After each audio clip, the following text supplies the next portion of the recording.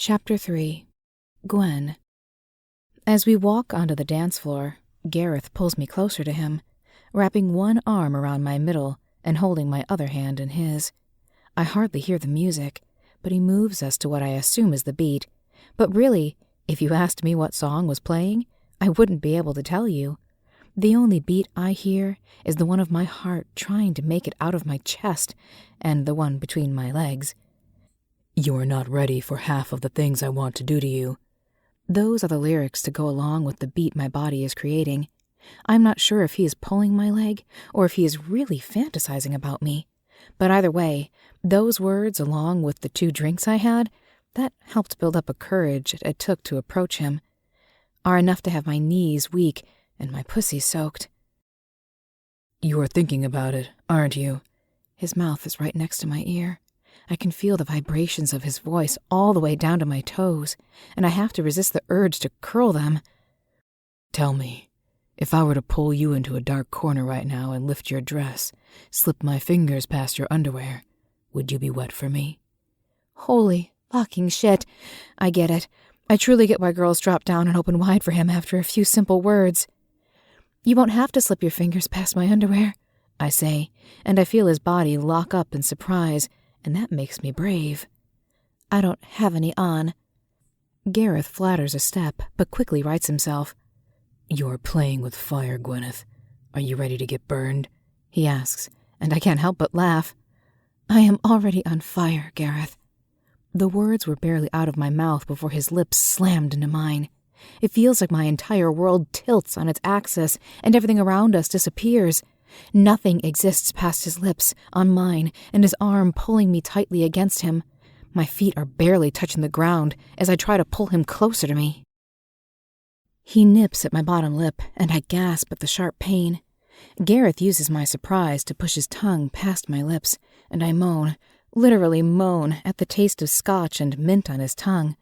My knees go weak, and if it wasn't for his arms tightening around me into nearly a painful grip, I would have been flat on my ass. "What the fuck are you doing?" Luke. That is Luke talking. The man I have been in love with for as long as I can remember. Yet I couldn't care less that he is seeing me kiss another man. All I care about is the fact that Gareth is pulling away, and all I want to do is follow, not ready for this to end. His hold relaxes on me, but he doesn't let go, and I'm thankful for that because I don't think I will be able to stand on my own. My head feels like it is in a fog, and I don't want it to clear. I don't want to face reality. I put my head on Gareth's chest, turning myself into his side, and keep myself as small as possible. "You can have anyone in this room and you decide to seduce the one woman that you know is too good for you?" What the hell?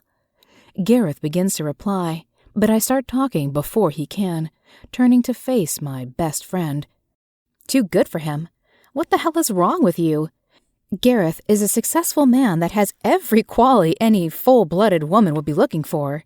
If anything, he is too bloody good for me, and you are being a full-blown ass in front of your entire wedding party. What has gotten into you?" I ask him. "What has gotten into me? You couldn't stand being in the same room with each other for longer than 5 minutes before having some one or another argument, and now you are standing here, sucking face in front of everyone?" He does have a point, but to make a scene like this is a step too far. "Look, I don't get to finish, because Gareth pulls on my arm, turning me to face him. "Gwyneth, just stop. I don't need you to stand up for me, and neither of us need to explain ourselves. We had a bit too much to drink, so maybe we should just walk this off." Too much to drink? Is he blaming this on the alcohol? "Are you telling me you are drunk, and you think that is the reason you kissed me?" I ask him, furious that I even thought for a second he was a decent guy. "Are you telling me that you don't think you are in my arms because I am the second best option when you couldn't have Luke?" he asks, and I suck in a breath. Just 2 seconds ago I was defending him. Now I don't know why I even bothered. He just spilled my deepest secret to Luke, one I had kept under wraps for years. "What is he talking about, Gwen?" Luke asks, looking stunned at what Gareth said. Abigail is standing behind Luke, a hand over her mouth. I look around the room, seeing everyone staring at me, some with shock, some with pity, and some with anger. Nothing, he is just drunk, clearly seeing as even he stopped his low to kiss me, and is trying to get the attention off himself and focus on me. I am sorry if I ruined your night by believing for a second that Gareth was a decent human being, I tell him, and then try to turn my back on everyone, holding my head high as I make my way out of the room, refusing to let them see how hurt I am. For a second time tonight, I am in tears and I am done. I will no longer hope for a future with Luke. I will no longer even bother with Gareth, and I will no longer be a doormat for people to walk over. Gwyn, wait!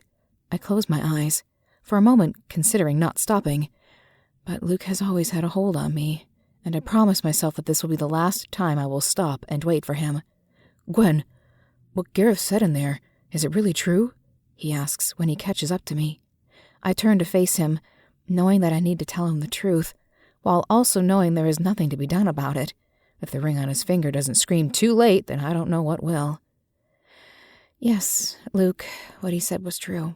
At least the part about me being in love with you for years, not the part about using him because I couldn't have you. He looks shocked at my admission, and for a moment, we just stand there and look at each other. Why didn't you tell me? He asked, breaking the silence. Because I thought you knew. Or, at first I did, and then I went to London and you started getting quieter by the day. I didn't think much of it because I knew you would have told me if you had found someone, and I was naive enough to believe that you would be waiting for me. But then I came back and I found out you were with Abigail, and I realized that you never knew how I felt and that you never felt the same, and that is all right.